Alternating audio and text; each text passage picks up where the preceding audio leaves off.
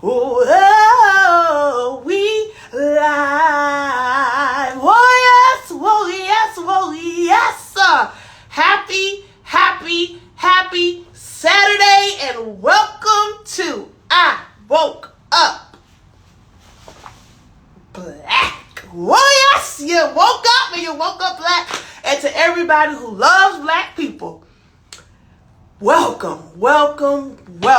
Today is going to be a great show as my live audience joins in. Thank y'all so much for rocking with us today. We ain't going to be before you long. Church folks say it ain't going to be long before you now, because we got a Saturday going. We got to get our Saturday going. We got things to do, so I'm excited, y'all. Y'all see my shirt? Forever Black, because Black history is not just February. Oh, we living and breathing Black history, people. Oh, yes. Guys, thank y'all for episode 19. I'm excited about our guest on today. I'm so excited. So, to everybody who's new joining us, I'm going to say this. I Woke Up Black is strictly and solely about Black pride and sharing your Black experience with the masses. So, with that being said, this is our 19th episode. Tomorrow is our 20th episode, right? So after this is only one more episode. Guys, I had to bring somebody on who helped shape me into the person that I am. So I'm going to go ahead and bring them on. I'm going to bring them on right now.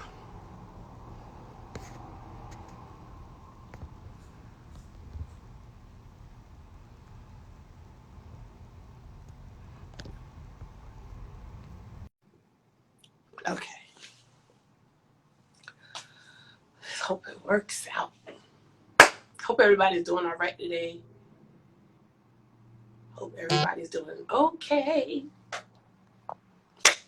Woo! Oh, yeah. Oh, I'm excited about this today. Come on, guests. Guests. It's okay. They're trying to figure it out.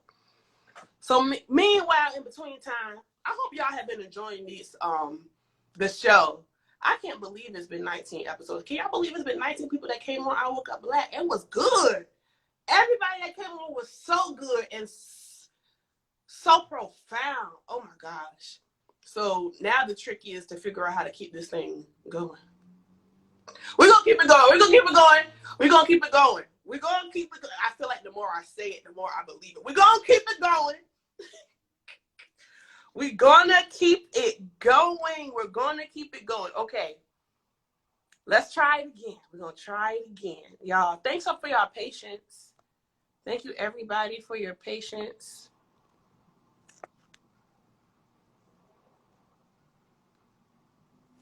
Let's try it again. All righty. All right. I think we're cooking with fire. Uh-oh, y'all. I think we cook fire. Give me 1 second.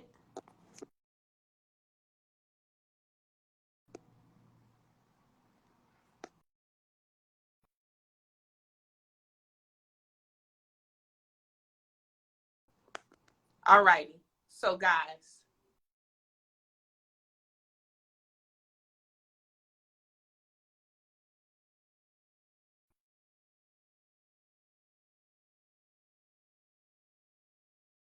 Get it to go. So, y'all, I'm gonna let y'all go. Y'all probably already know who my special guest is. It's my dad.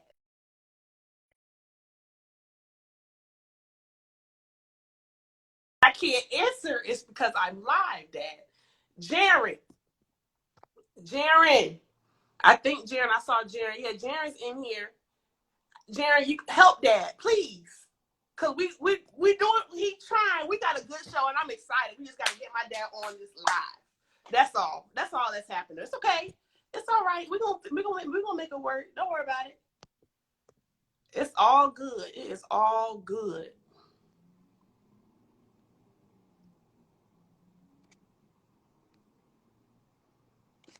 All right. Let me see if we may have to start it over. Oh man, I would hate to do that, but it's okay. We're just gonna have to start it over. All right, we're gonna try it. Okay. We thought we had this. Uh-oh. Oh, everybody cross your fingers. Say a prayer. Do what you do.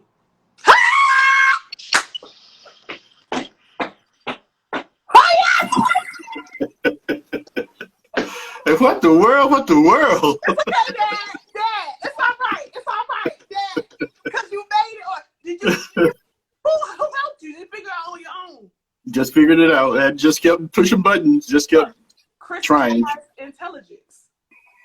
How about that? There you go. All right, y'all. Okay. Now I'm excited. Okay, so guys, y'all, this is Mr. Keith. Mr. Keith, let me introduce everybody to you. Uncle Keith, Mr. Keith. Let me introduce the people who don't know you, Dad. Okay, so here we have Keith Downing, a retired letter carrier, co-owner of the Two Fellas Network, LLC, a musician. Y'all, my dad can play any. Y'all, first of all, okay, see, I feel excited. Y'all give my dad an instrument, give him a day. Give him just a day. He can play any instrument, and I promise you he can. A musician, songwriter, poet, okay? All of these things. I say he could fix everything, okay? If just ask me, he's the best dad that lives at 6067.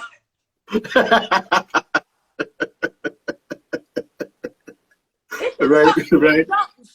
Big old buildings in a single barrel. He could do all of that. Y'all, Mr. Keith, a.k.a. my dad.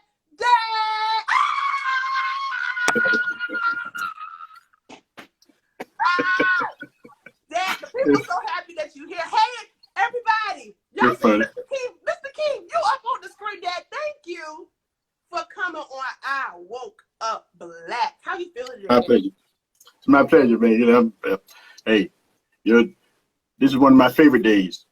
One of those days that end in Y. There you go.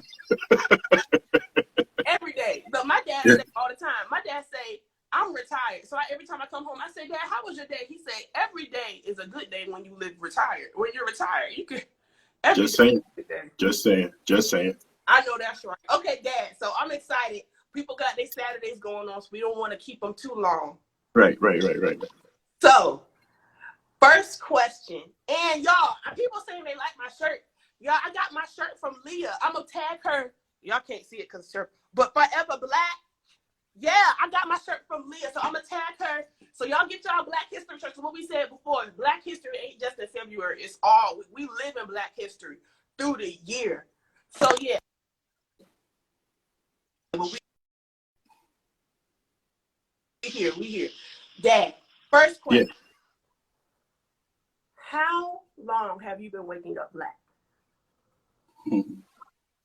I've been waking up black for 63 years, 6 months, and today is the 27th, 17 days. Hey! Oh, my dad. Oh, Dad. Yeah. Thank the Lord. Thank God. Amen. Amen. You look 63. Thank you very much. You look good. It's because you got young kids. Y'all keep me young, right?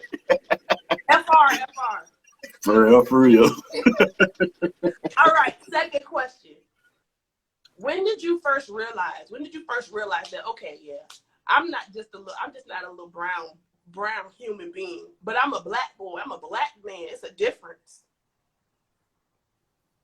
So I was born and raised in rural North Carolina. Raised on a farm, down a dirt road. Wow! But on that farm was the farm was twofold. It was an agricultural farm where they grew crops and everything, and it was a dairy farm where they milked cows. And the owner of the farm was a white man, and the owner of the farm ran the agricultural part. His brother Sid ran the dairy farm. Okay. You know, I just always knew that they were white people. Yeah. we didn't work the farm. I think my mom, my brother, and my sister worked the farm only in tobacco season. Okay. And before and after tobacco season, my mom was domestic help. Mm. She cleaned houses, for we call it for the white lady, right? But she had to walk to work. She had to walk to work every day. It's about a mile away. She had to walk to work. And I remember one day walking to work with her. And I don't recall meeting the family, being formally introduced to the family. Right. But there were two girls in the family that was younger than I. And I remember my mom having to cater to them. Yeah. And and not that she pushed me to the side. I was there with her, but she didn't push me to the side. I just in the background knew that those two little white girls could tell my mama what to do. Wow. And my mama did it because that's who she was working for them. Working for their parents. Right. I wasn't bitter, that I wasn't being looked at or taken care of. I wasn't bitter because I knew that 25 cents an hour that mama was getting, was vital. It was crucial, Yes. And then at the end of the day, mama had to walk back home. After working all day long, she had to walk back home. But I just knew, that they were white people. Yeah. And it wasn't any animosity or anything going on. It wasn't anything like that. It was just, you knew that your mom worked for them white people, and you lived for the on white a folks. farm. I lived on a farm. I lived on a farm that the white man owned. I remember, like I said, Mr. Sid, the owner's brother, ran the dairy farm. But Mr. Jake worked for Mr. Sid. Mr. Jake was an older black man. Okay. And every now and then, Mr. Jake would allow us to come up to the dairy and drink some milk out of that great big old vat of milk. I guess about 2 times a day they would milk the cows. I guess it was about a 50 head of cattle on the farm, and every day they would milk the cows. Okay. And you could look up and see the milk running through the tubes. This is automated, so you can see the milk running through the tubes and stuff over into a great big old vat, and then they go through the pasteurization process and everything. And at the spigot, Mr. Jake every now and then would open the spigot, let a cold glass of milk fall out of that spigot. Every now and then he would allow us, the little children in the neighborhood, to get a glass of that milk. And it was like, ah, ha, ha, ha. You ain't never had milk like that since then. Since. That happened in 1967, 68. Way back in the day. Yeah, well, before then even. I'm going to say 65, 64, 65. We were little crumb snatchers, Oh my God. But another thing happened on that farm. Mr. Lewis Edward Hassel was the owner of the farm.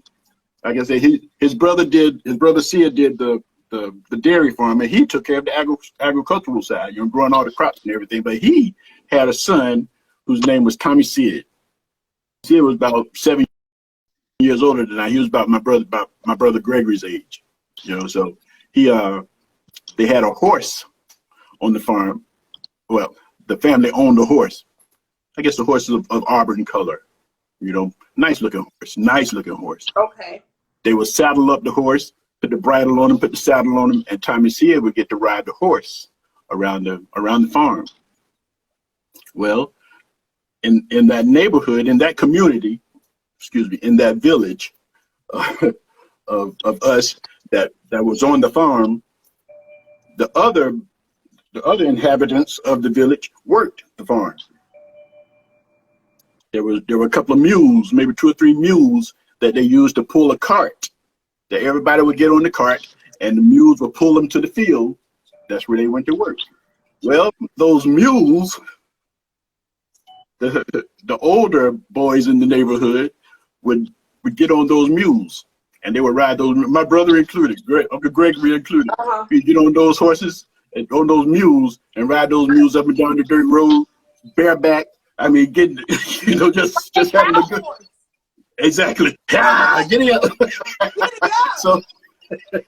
So as Tommy Sid was having his fun, riding around the farm on Nell. The name of the horse was Nell, pretty horse. Oh, they were on the mules, getting it. I mean, having just as much fun. I took joy in looking at my brother and the older boys in the neighborhood riding the mules. So much so that me and my peers that were growing up, we got tobacco sticks. And we put them between our legs, and we were running. Wait. I want to be like my big brother. Oh, you got the look. That's a tobacco stick. Tobacco stick, Dad. You used to ride the horse. That's the cutest thing. God, kicking it. Go horse. Go, Dad. I love that. Oh, Dad, because you want to be like Uncle Gregory. Excuse me, y'all. Excuse me. But anyway, that was those were some experiences growing up. Growing up black in rural Roper, North Carolina, and it was easy living. We were poor, but we didn't know we were poor. It was beautiful life. It was a beautiful life. Everybody spoke to everybody. Everybody spoke to everybody. I remember the first time I took your mom home. The first time we got a chance to go home to Roper, North Carolina, and as we were entering Washington County, people just started waving. As we were riding down the street, the people coming toward us would just wave their hand. So because I'm from Roper, North Carolina, I'm from Washington County, so I just waved my hand. Every car that passed by, I'm like, just waving my hand. Just waving. I remember your mom looked at me. She said, "What are you doing?" I said, "What do you mean?" I said, "I'm waving." She said, "Do you know them?" I said, "No, I don't know them." She said, "Well, why are you waving at them?" I said, "Because that's what we do." She laughed so hard. I mean, she laughed so hard. she couldn't believe that. She said, "No, that's country. That's country." Country. She's from New Haven, Connecticut. Right. So, okay, I'm gonna just say that's all I'm gonna say about that. Right? Don't speak to me, because truth be told, I don't know what's going on with you. Looking at everybody like this. Don't look at me. Don't speak. Yeah, but conversely, okay, I'm gonna go in now. Okay, go in, Dad. Go in. So yourself. The other day I was at Walmart, and as I was walking toward the checkout counter, there was a sister walking toward me. Okay. And I said, "Hey, how you doing?" And she looked at me like a deer caught in the headlights, like what I supposed to do? What I supposed to do? And I'm like, all I did was spoke. Yeah. And you would have thought that I did something more atrocious, She didn't know how to respond. And then she finally settled down. She said, "Oh, hey." And I was like, "You know what? That's not even right. We're advocates of Black Lives Matter, and rightly so. We are appalled at the atrocities, at the systemic racism, at the police brutality, but we seem to be okay with us killing us." You're right. And that's not a good look. Like I said, I grew up in a village. It seems like the village is no longer in existence. Everybody's now living on the outskirts, in communities outside the village, in the suburbs of the village. And we need to get back to the village. We need to get back to everybody being accountable. Us being accountable for us. We got to use us for us. So we are, and it's not going to happen overnight that we do that. But as a united front, we can get more accomplished. But to be more united, we got to at least start by speaking to each other. That's right. So if we just start, let's just start right there. Let's just start speaking to each other. Absolutely. Okay. Absolutely. Y'all heard my dad. Absolutely. I agree. Dad, I got to pause in the show. Just everybody, I know y'all hear this doorbell dinging sound that's going on. I know y'all hear it. I want y'all to know where I'm at right now. I'm in Learn With Me Studios Lynn Haven, okay? See, Go answer the door, baby. Answer the door. But I don't, y'all, I don't know. There's nobody at the door. I'm looking at the door. There's nobody at the door. Oh. I don't know what's going on. So you guys, please forgive me. Please. Y'all gonna have to just bear with it. Because I don't know how to turn it off. I don't know where it's coming from. It's one of the ancestors. Maybe the ancestors want to be a part of I Woke Up Black Day. Because I can't even, I don't know, y'all. Please, I'm sorry. And it's ghetto, and I apologize. But this is very much what happens during a live show. So we're going to have to just keep it going. All right, so third question, Dad. Third question. With all that being said, third question. What is the best thing about being Black to you? What do you love about it? So with all of that I just said, all of that, you know, I dislike the way we're the place that we are right now as a culture, how we're just allowing, not necessarily allowing, okay, we are allowing that to happen without uproar. You know, like we can get together for a cause, but we need to come together because we're losing each other, you know. But with all of that aside, this right here, it ain't nothing like it, y'all. It ain't nothing like it. So I want to share with you, I had an uncle who was one of the freedom riders. He was a freedom seeker from in Nashville. And he sat at the counter and, you know, refused to move until he got served. Colonizer came up to his face, spit in his face. He didn't respond. He didn't retaliate because the cause was.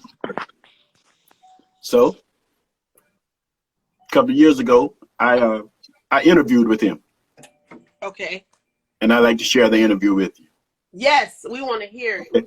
This is on the Roku, on the Roku network, on the Roku platform. I just would love for the ancestors to stop talking while you do this.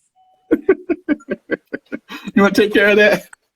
If I could, I would. If I knew how to make it stop, I would so do that. But I really don't even know where it's coming from. Y'all, it's just live. We live. Whoa, we live. We live. All right, Dad, we listen. We here. Yeah, you got to turn it all the way up so the people can hear over the doorbell and the ancestors.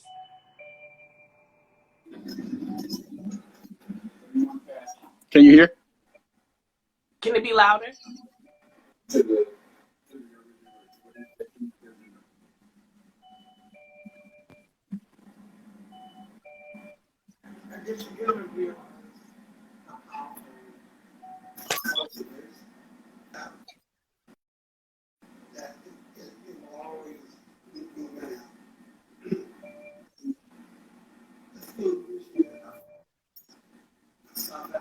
Can't hear it.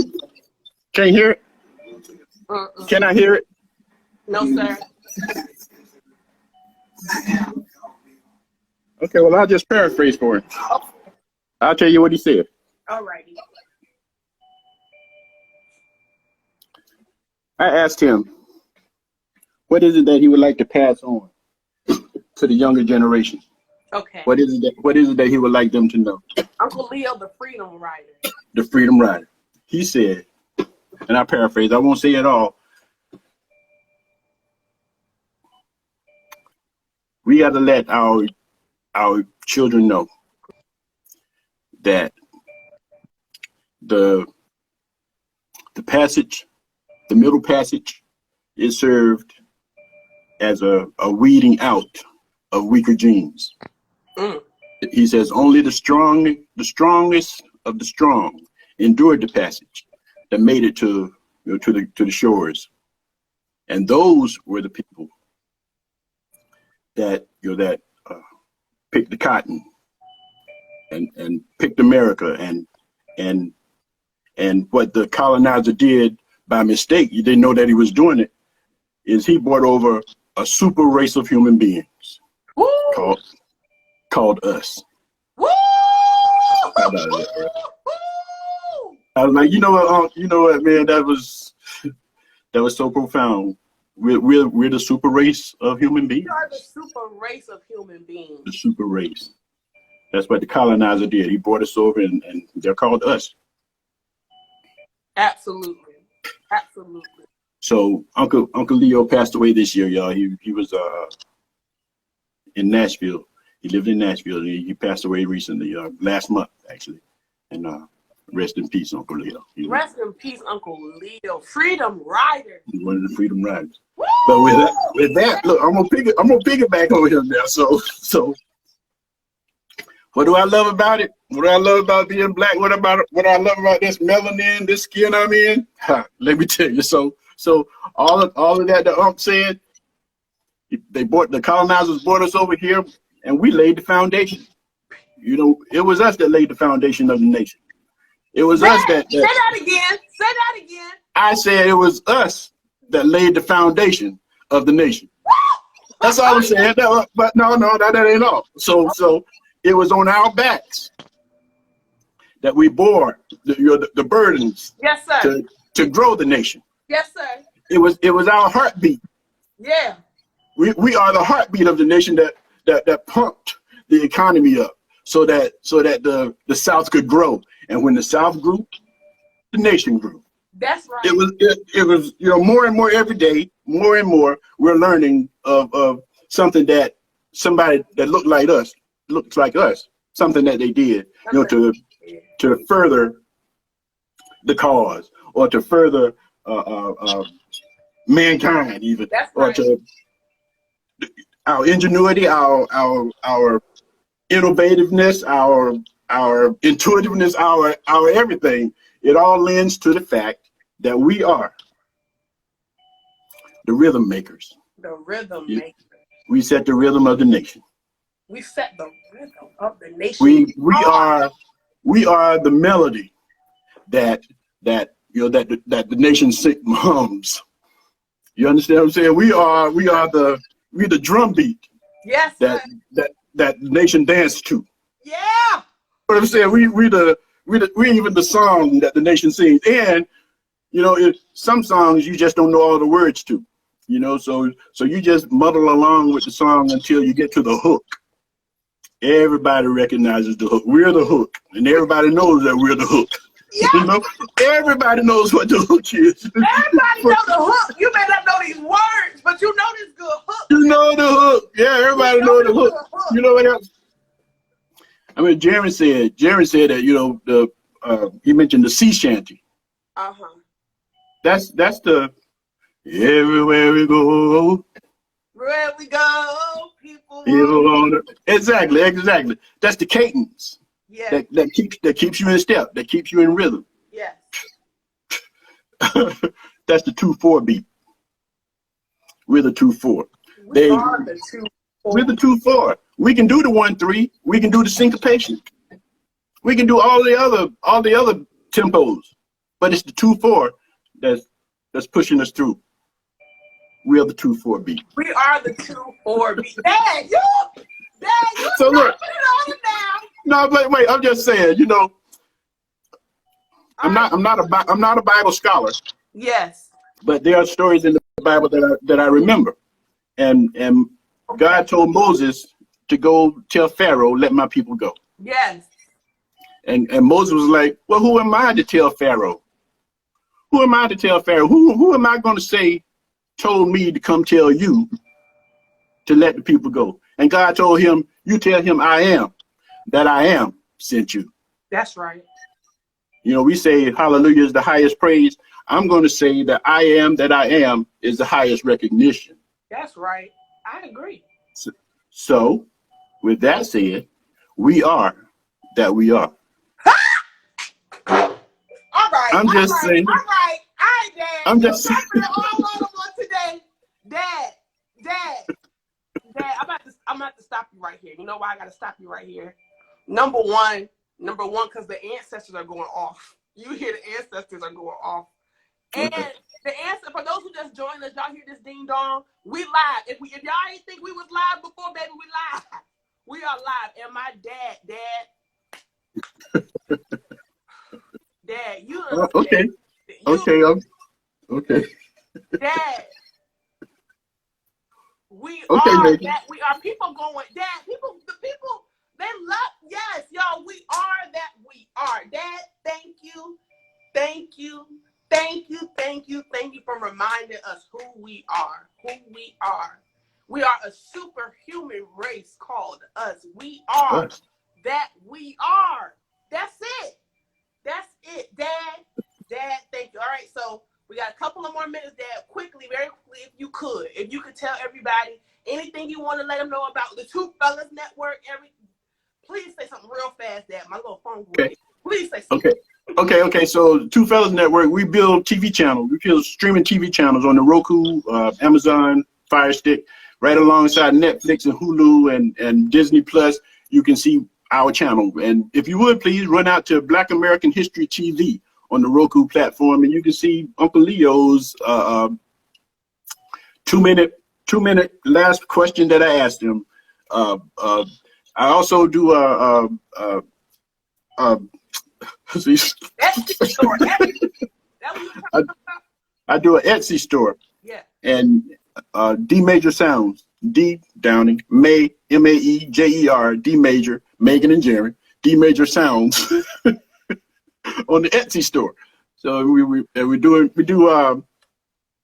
we do pictures, we do spin art. That's a piece of spin art right there. You can't see it. I'm sorry, I turned the wrong way. Right there. Right there. Yeah. Yeah, piece of spin art. And hey, hit me up at dmajorsounds@gmail if you'd like to have the spin art.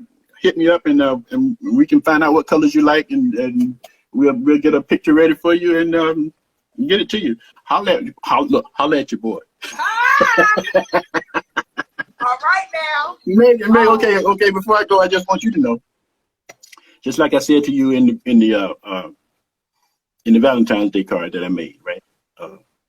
I think you're closer to your dream than you think, and everybody in your audience believes in you just like I do. You can reach as far as you want. Sky's the limit, and we all got your back. We're going to be the village to help you nurture this baby that you have. Okay. Know that we're here with you. I love you. Proud dad.